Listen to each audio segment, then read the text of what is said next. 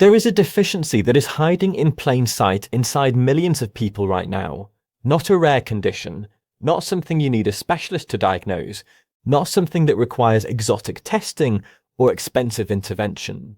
A straightforward nutritional deficiency that is sitting undetected in a significant proportion of adults over 40, and in many cases over 30, producing a triad of symptoms so common, so easy to explain away, and so frequently attributed to other causes that it rarely gets investigated at all.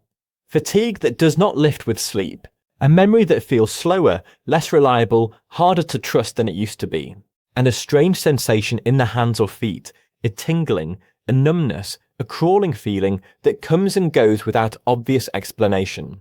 These three symptoms are so widely experienced and so broadly normalized as part of modern life or the natural process of aging, that most people carry them for months or years before they connect them to a single underlying cause. The deficiency is vitamin B12, and the reason it hides so effectively is not because it is rare, it is because the way it damages the body is slow, cumulative, and operates silently across multiple systems simultaneously. The energy system, the nervous system, the brain, all three begin to deteriorate at once, and the deterioration is gradual enough that each symptom taken alone seems explainable by something else. The fatigue is work stress, the memory is age, the tingling is poor circulation, and so the real cause goes uninvestigated while the damage compounds quietly beneath the surface. What I am going to walk you through today is why these three symptoms appear together, what is biologically happening when they do, and critically, what you can do about it before the damage moves beyond the point of full recovery. Because there is a window, and the earlier you understand what is happening, the wider that window remains. Hi, I am Dr. Alex.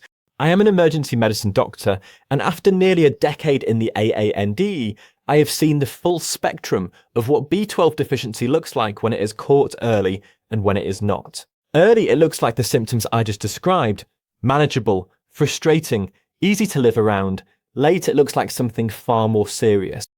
Patients admitted with confusion that turns out not to be stroke, profound weakness in the legs that has been progressing for 18 months while the cause went undetected. A cognitive decline so convincing that dementia was the working diagnosis until a B12 level came back critically low and treatment was started and things began slowly to improve. My purpose in building this channel is to close that gap, to help people recognize what their body is telling them early enough that the resolution is straightforward, not late enough that the resolution is partial or in some cases no longer possible. Before I explain why these three symptoms appear together, I need to walk you through the biology, not in abstract terms, in practical, mechanistic terms that will make everything else in this video click into place. I promise to keep creating the most helpful videos I possibly can, grounded in science and the latest research to help you live longer and avoid the diseases I see every single day on the front line. And all I ask in return is that you give this fairly new channel a chance and hit the subscribe button. If you get to the end of this video and you did not think it was worth your time, or you have not learned something genuinely new, feel free to unsubscribe. No hard feelings whatsoever, but if you give me your attention, I will give you everything I have learned from over a decade in medicine.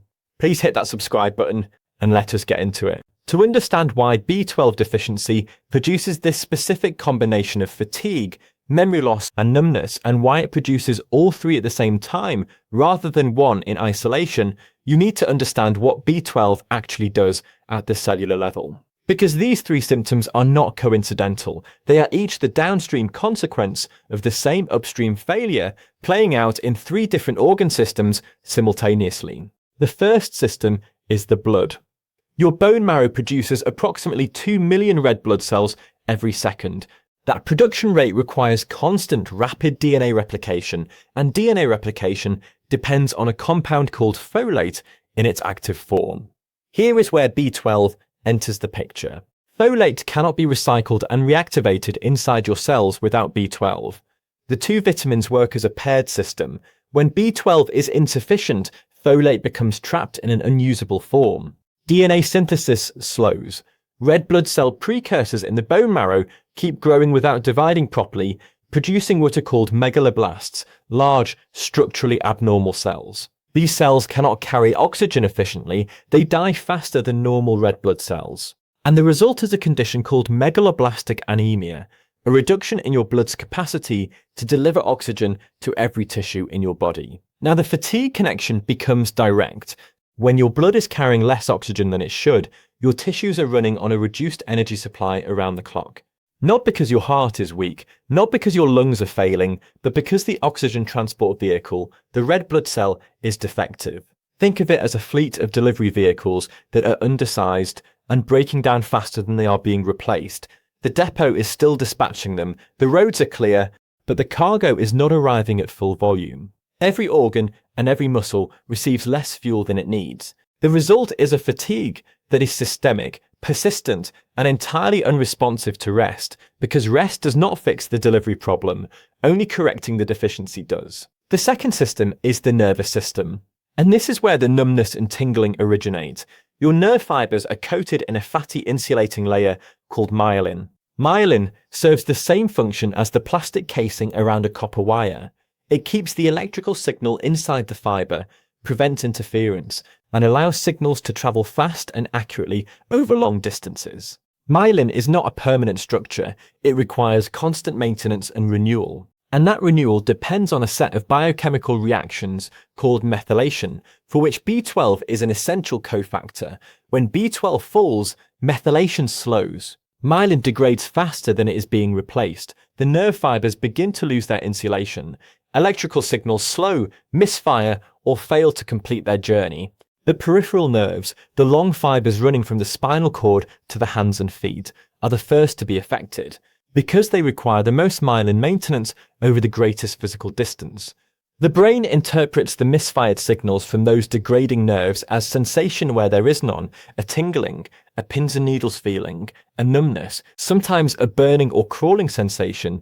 Research published in the journal Neurology has shown measurable reductions in nerve conduction velocity in people with B12 levels that would be considered low normal by standard laboratory reference ranges. Not critically low, low normal. The damage begins before the deficiency is severe enough to trigger clinical alarm. What makes this particularly significant is what happens if the deficiency continues uncorrected. Demymelination does not stay in the periphery.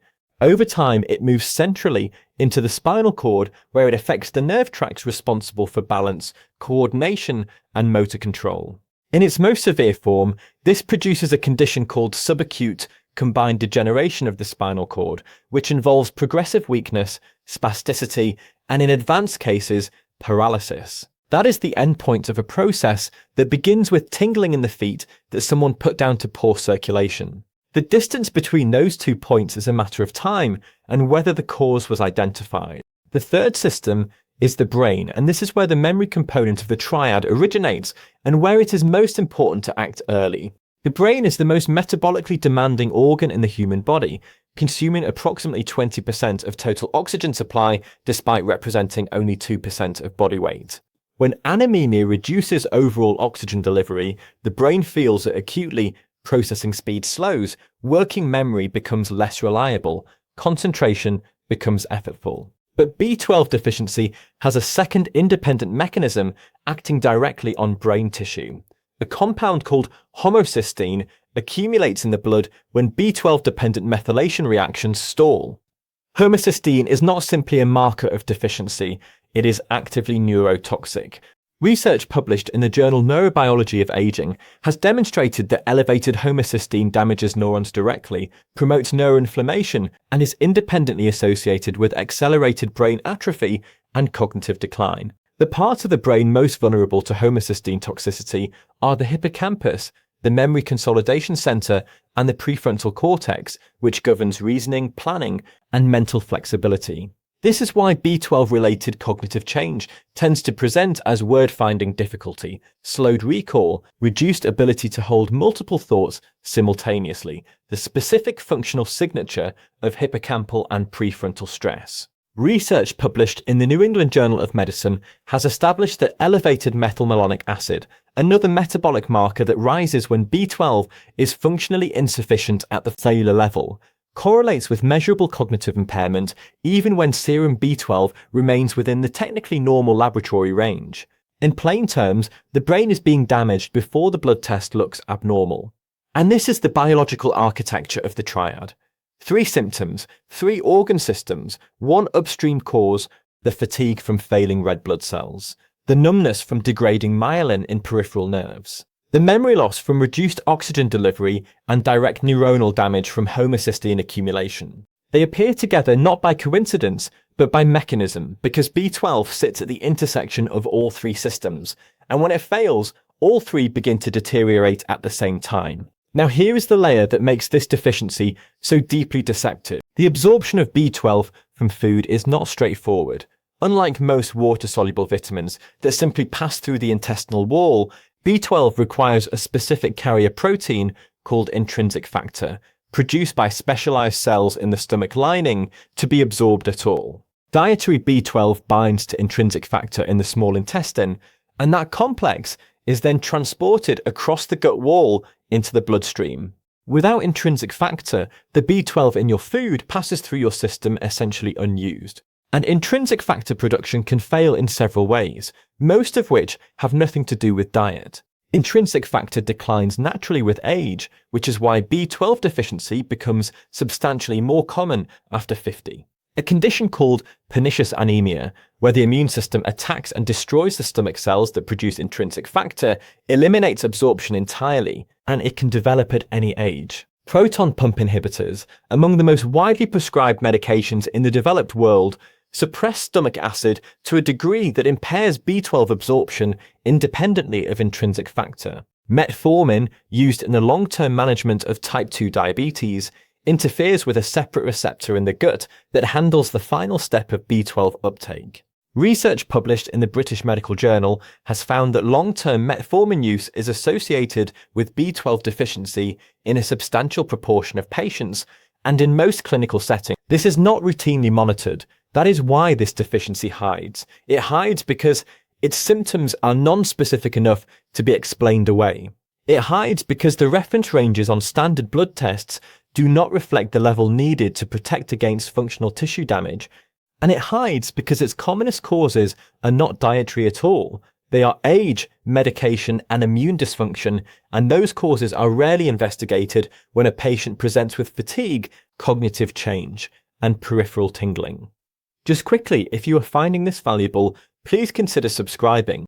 It genuinely helps this channel reach more people who need this information. Here is the specific mistake I see made most consistently, both at the clinical level and at the level of what patients are told. Someone presents with 2 or more of these 3 symptoms, the fatigue, the memory difficulty, the tingling, and they are investigated for each one separately.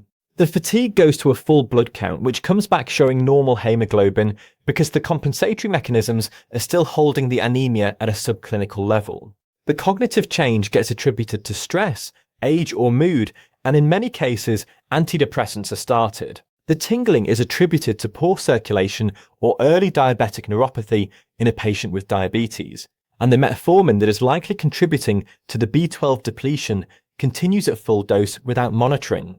Nobody measures B12, or if they do, they measure serum B12 alone and get a result in the low normal range, 180, 220, perhaps 280 picograms per milliliter, and the patient is told they are fine. What they are not told is that serum B12 measures total circulating B12, including forms that are biologically inactive. It does not measure what is actually being utilized at the cellular level. And research published in the American Journal of Clinical Nutrition has confirmed that up to 1/3 of people with serum B12 in the low normal range have elevated methylmalonic acid and elevated homocysteine, the functional markers that demonstrate actual tissue level insufficiency. The test is normal. The damage is occurring. I have had patients come through the department with what I can only describe as a years-long diagnostic detour. A man in his mid-50s, healthy weight, no significant cardiac history, presenting with fatigue so profound he had reduced his working hours, a memory that his wife described as noticeably changed over the previous 18 months, and bilateral tingling in his feet that had been written off as idiopathic peripheral neuropathy.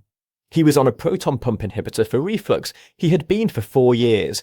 Nobody had ever checked his B12. When we did, his serum level was 198. His methylmalonic acid was elevated. His homocysteine was elevated.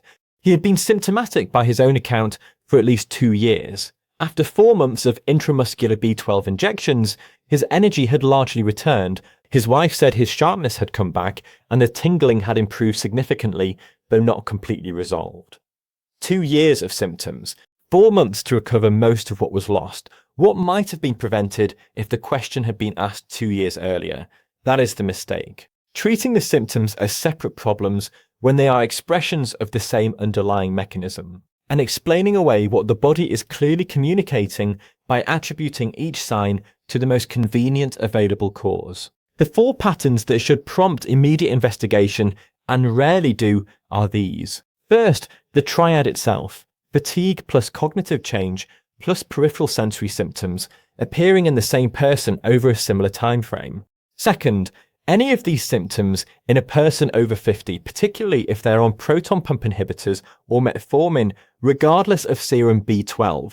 Third, any person following a fully plant-based diet for more than 2 years who has not been supplementing consistently. And fourth, this one is underappreciated, any person who has had gastric bypass surgery or significant upper GI intervention, because these procedures can dramatically impair intrinsic factor production and B12 absorption for years afterwards. In each of these scenarios, the appropriate investigation is not serum B12 alone. It is serum B12, methylmalonic acid, and homocysteine together. The triad of markers that together give a genuinely accurate picture of functional B12 status at the tissue level. I want to be completely clear before going through the practical steps. I am not advocating for self-management of a significant deficiency, and I am certainly not suggesting anyone alter their medication without medical guidance. If you recognize yourself in the symptom picture I have described, the appropriate first step is a conversation with your doctor, equipped with the right questions, which is what I am going to give you. Medication and lifestyle are not competing approaches here. They work better together. The first practical step is getting the right blood test and knowing specifically what to ask for. Request serum B12, serum methylmalonic acid, and serum homocysteine as a combined panel. If your doctor is not familiar with methylmalonic acid testing, it is a standard laboratory investigation available through most NHS and private pathology services. The combination of all 3 gives a far more accurate picture of your true B12 status than serum B12 alone. If your serum B12 is below 300 picograms per milliliter and you have any of the symptoms I have described, I would argue that methylmalonic acid and homocysteine are not optional. They are essential to understanding whether functional deficiency is driving your symptoms. Bring that reasoning to your GP. It is a reasonable, evidence-based request. The second step is identifying the cause, because the treatment depends entirely on why you are deficient.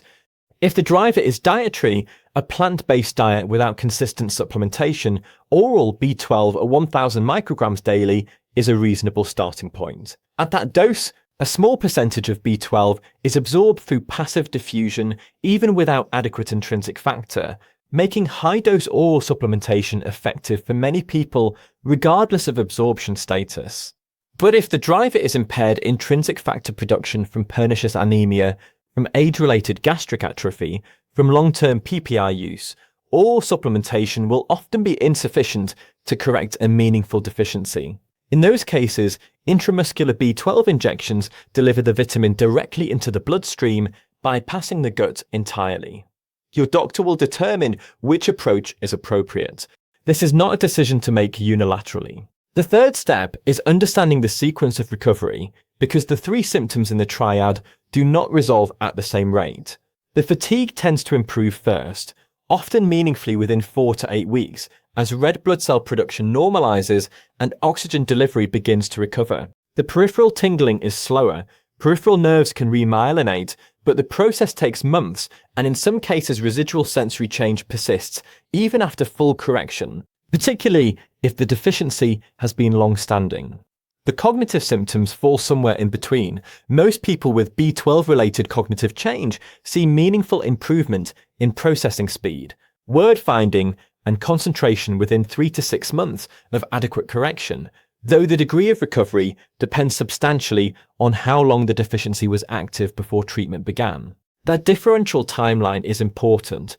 If the fatigue resolves, but the tingling and cognitive change do not, that is not treatment failure. That is the nervous system working at its own pace.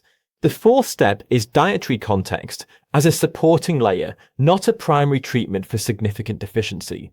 Once correction is underway, maintaining adequate dietary B12 intake matters for long-term stability in people who can absorb it normally. Liver and kidney are the most concentrated dietary sources by a substantial margin. Beef, salmon, trout, clams, eggs, and dairy provide meaningful amounts. For plant-based eaters, fortified nutritional yeast and certain fortified plant milks contribute some B12, but the amounts are typically insufficient to correct a deficiency without supplementation alongside. The critical question is always absorption, not intake. A person eating liver 3 times a week who cannot produce intrinsic factor will still be deficient. The food contains B12. The mechanism for extracting it is broken. The fifth step is monitoring structured, not incidental. 3 to 6 months after beginning correction, retest B12, methylmalonic acid, and homocysteine to confirm that levels are moving in the right direction and that the functional markers are normalizing. Symptom tracking matters equally. Ask yourself specifically, has the fatigue improved? Is concentration clearer? Is the tingling less frequent or less intense? These subjective markers, tracked consistently, provide the clinical picture alongside the blood results. If improvement is not occurring as expected, the dose, route of administration, or underlying cause may need to be reassessed. Do not assume correction is complete on the basis of one follow-up test. In emergency medicine, what you learn very quickly is that the most dangerous diseases are not always the most dramatic ones.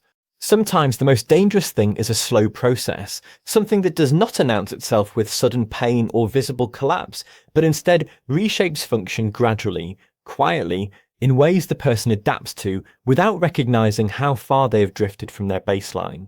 B12 deficiency is one of the most striking examples of that pattern I have encountered in clinical practice. What strikes me most, looking back across nearly a decade of cases, is not the severity of the presentations I have seen. It is the duration.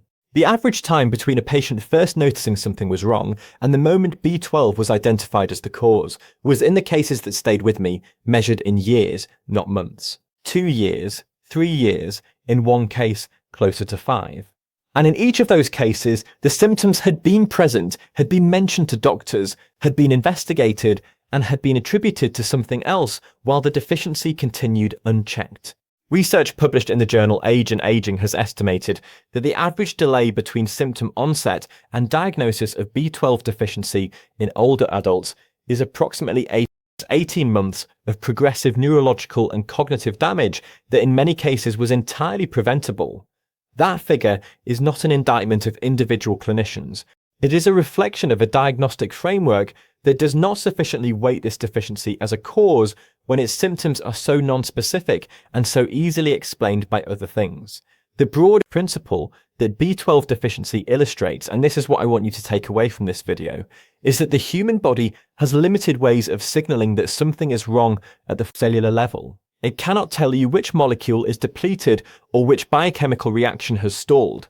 What it can do is produce functional changes, reduced energy, impaired cognition, altered sensation that reflect the downstream consequences of an upstream problem. And those functional changes are meaningful. They are not noise, they are signal. Fatigue, memory loss, and numbness appearing together in the same person over a similar period of time is not a coincidence. It is a pattern, and patterns have causes. The cause in this case is correctable, the correction is relatively simple, and the window for full recovery, for most people, at most stages of this deficiency, remains open long enough to act. What closes that window is time. Time spent attributing the symptoms to other things. Time spent waiting for the situation to become more obviously serious before investigating it. Time spent treating 3 separate problems when they were one problem all along. You now have the biological framework to recognize this pattern in yourself or in someone you care about. You know which tests to ask for. You know what a normal-looking result can still miss. You know the sequence of recovery to expect. And you know that the earlier that conversation with your doctor happens, the better the outcome on the other side of it. If you found this useful, Please subscribe to the channel to help me reach more people like you.